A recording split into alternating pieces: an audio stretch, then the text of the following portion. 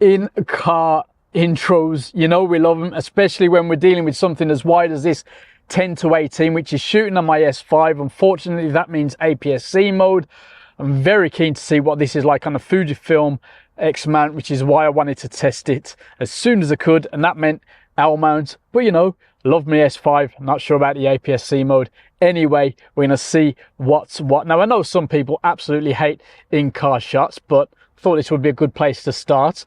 You know, I mean, with this lens I can do this and it's not too bad. I know the light's not amazing, but hey ho, 2.8 all the way through, not a bad little range that at all. Now we're going to look at it in better light in the studio, see what's what, mount it on the S5 so you can get an idea of what we're dealing with. It is a contemporary lens, and yeah, we'll get some random samples on the go if this weather holds up. It's not amazing, frankly, yeah. And then we'll see what we think about it. Let's crack on. As always, Sigma gear well packed. Bit of an additional instruction there. Push on type hood. Okay. Instructions, warranty, cool. We have that hood in here. So standard decent hood there. And then the lens itself. Now this time around, before we get too carried away with this thing, although it's quite interesting, contemporary. No, actually, let's have a little look. I am going to put it on the camera in just a moment, but nice little snap cap there. 67mm filter thread, made in Japan. Interesting. 18-10, so not all internal, but doesn't really move that much. 109.7 to 76.5 degrees, relatively short throw. Manual focus, not anything to write home about really. No aperturing, of course. We've got an f2 to f22 aperture. Closest focusing 19 centimeters. No weather sealing, but looks and feels pretty much straightforward for a contemporary lens. Only weighs 260 grams. Let's just get it on my trusty S5.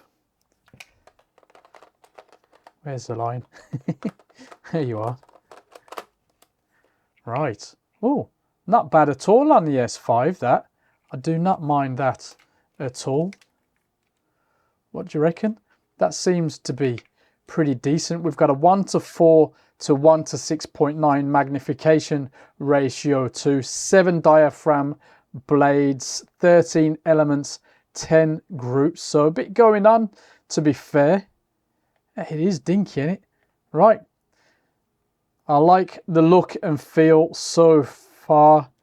Yeah, let's have a good play and then get back and talk about the build and the handling. Of course, the image quality, my final waffle, then it'll be over to you. But hey, quite natty looking that.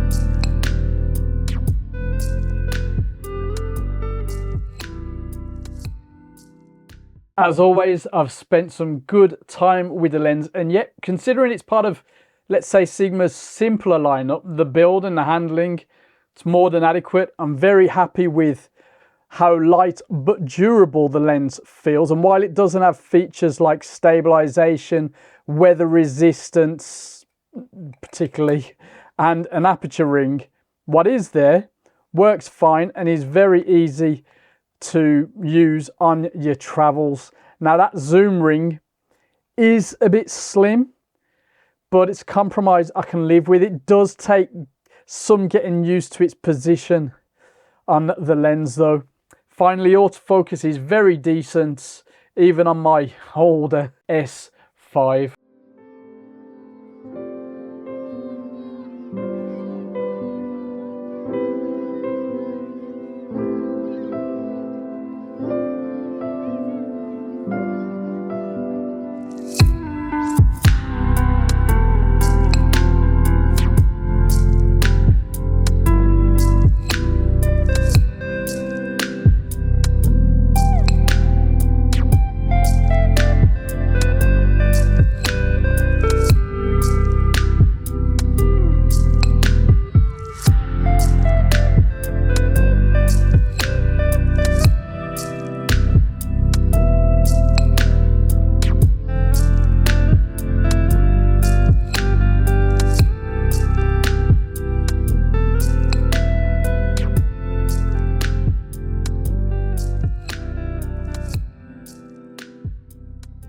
Sharpness is really impressive with the lens, and throughout most of the aperture range it performs really well, albeit not so great towards the edges.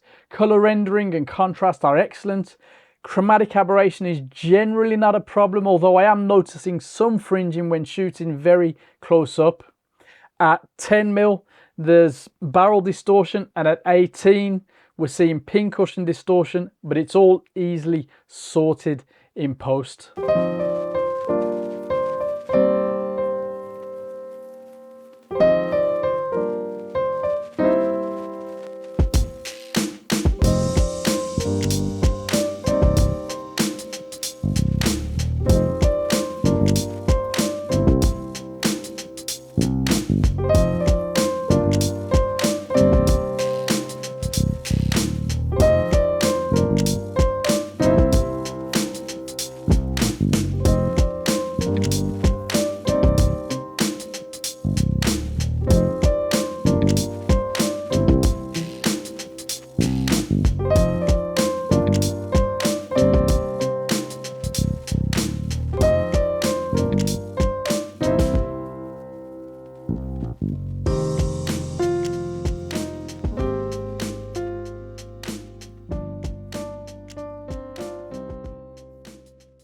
Vignetting is well controlled, and ghosting and flare also sees good performance. Bokeh isn't bad considering the ultra wide to wide nature of the lens, and it's more than suitable for filming yourself, you know, and to some degree close-up stuff, although the image quality isn't as good at the closest focal distances. If we had to be super critical, getting to f16 onwards sees quite a drop in image quality, so try to avoid those apertures. Now for some final samples then, before we talk about the all-important cost factor.